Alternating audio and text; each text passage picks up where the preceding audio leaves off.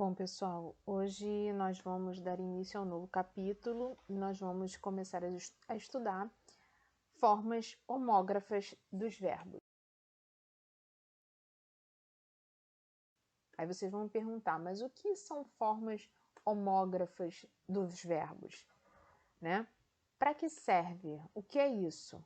Né? Então a gente vai observar e se atentar ao que são o que é a homografia, o que são homógrafos, o que são as formas homógrafas. Bom, nós chamamos de formas homógrafas palavras ou os verbos, que é o que a gente vai estudar, homógrafas, são aquelas que possuem a mesma grafia, porém a pronúncia e o significado são diferentes, né? Palavras homógrafas são aquelas que têm a mesma grafia, porém a sua pronúncia e o seu significado são diferentes, né?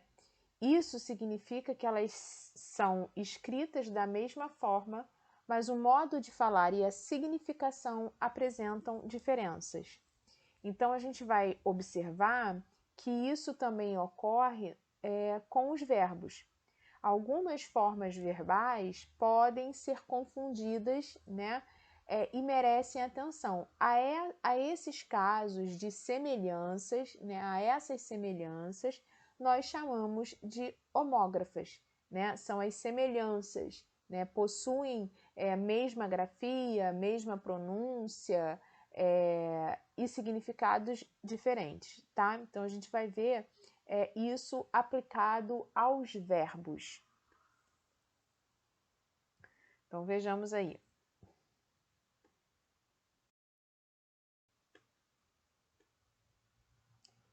Então, em vários tempos, né, e modos, né, e na primeira e na terceira pessoa, vão ter essa mesma flexão.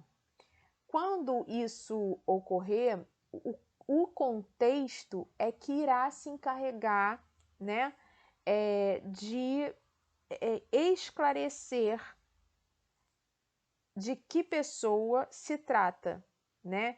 E às vezes a gente utiliza o pronome, né, como um facilitador.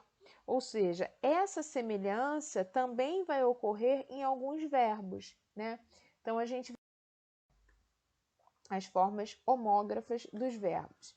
Aí observem os quadros, né, que se apresentam para vocês. Então, essa semelhança também ocorre em alguns verbos, em vários tempos e modos, e sempre na primeira e terceira pessoa.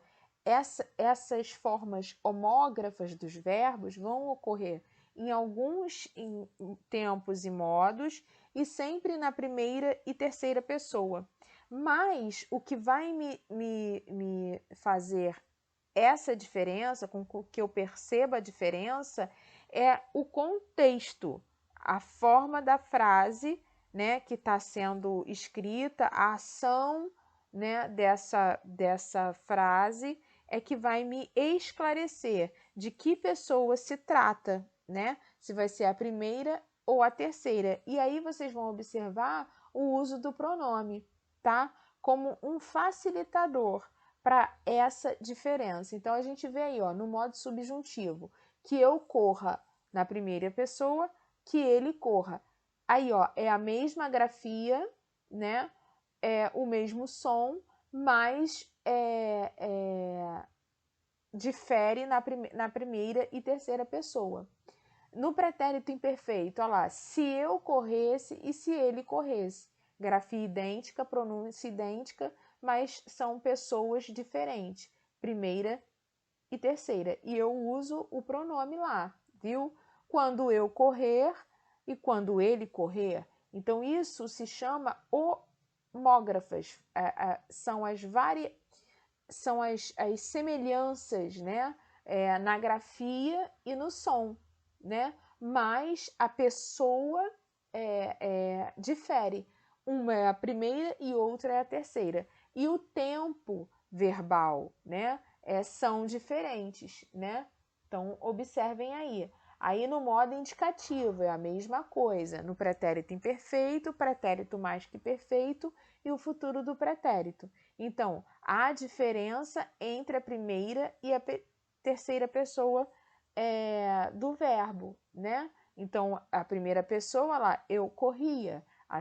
A terceira pessoa, ele corria. Então, a forma, né, que o verbo vai se apresentar são essas formas idênticas, ou seja, homógrafas, né, que vão ser idênticas, mas o modo, o tempo e a pessoa é que vai fazer com que eu perceba essa diferença, ok?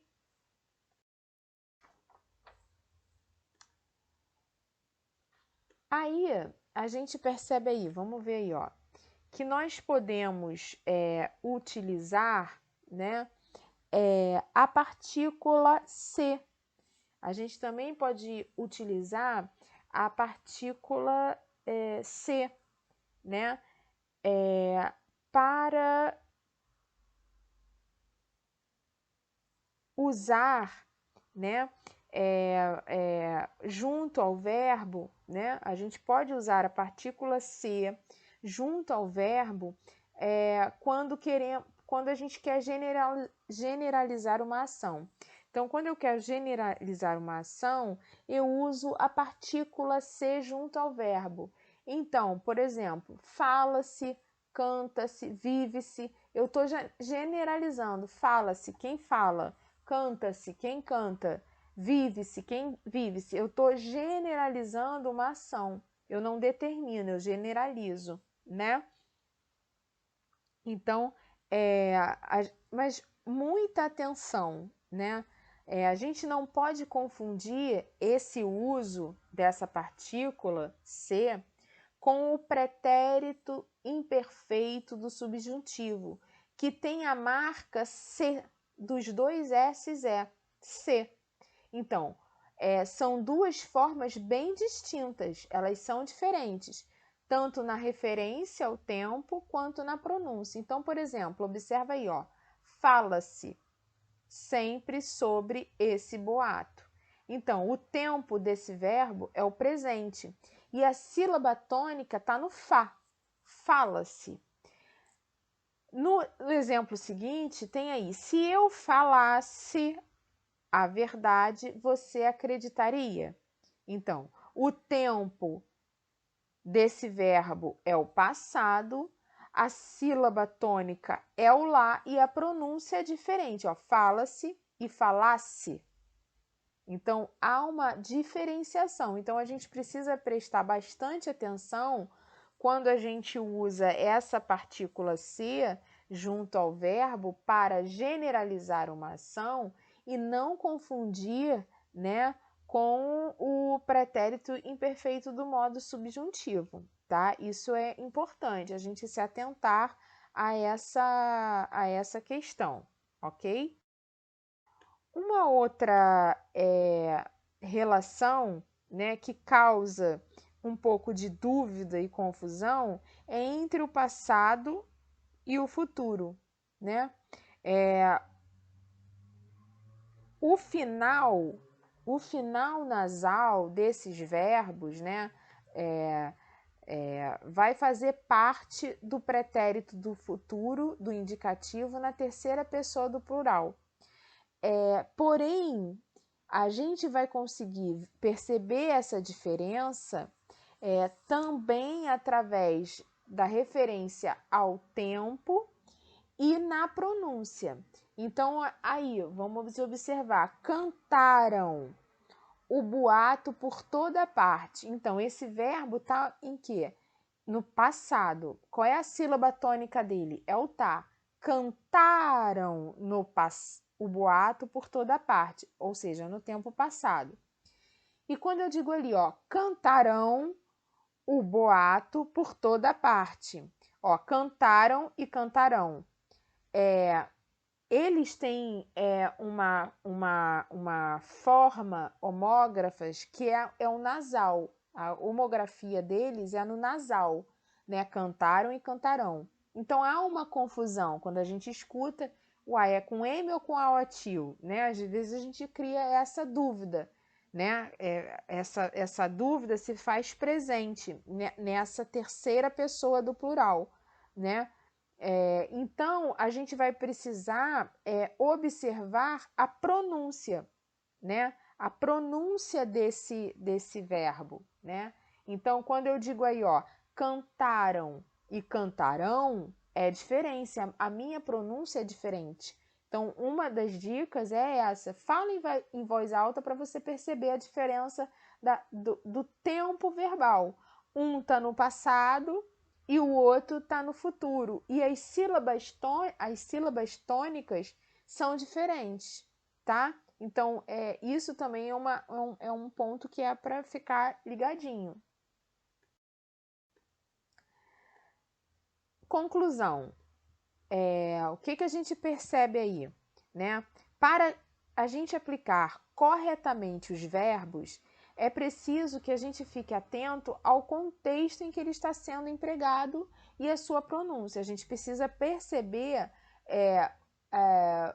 o verbo, que é aquela palavra que representa a ação, qual é o contexto dele, né? Como ele está sendo empregado, em que tempo, em que modo, e a sua pronúncia, para que a gente use esse verbo de forma adequada, corretamente, tá? Para que essas formas homógrafas, ou seja, que são idênticas, iguais, parecidas, né, na escrita, no som, não me confundam. Então é preciso estar atento ao contexto em que esse verbo está sendo aplicado, tá? Aí observar o tempo verbal, o modo e a pronúncia. Uma dica é, na dúvida, né, de como aplicar, de qual tempo, de qual pessoa está ali, está sendo utilizado naquela frase, naquele contexto, fala em voz alta, lê, porque aí você vai ter a certeza de que ela está atingindo o sentido pretendido. Então, quando eu quero dizer no passado cantaram, é diferente quando eu quero dizer no futuro cantarão. Então, a pronúncia, quando a gente fala em voz alta, a pronúncia, ela vai nos facilitar essa diferenciação e aplicar corretamente os verbos, tá? Então, as formas homógrafas são isso, né? São essas formas parecidas, idênticas, né? Na grafia, como a gente viu nos slides anteriores, mas elas são diferentes nos seus sentidos, nos seus tempos, nas suas pessoas, ok? No verbo acontece assim, ok? Então, dúvidas a gente está aqui para tirar, ok? Então, agora é exercitar e mandar ver no estudo.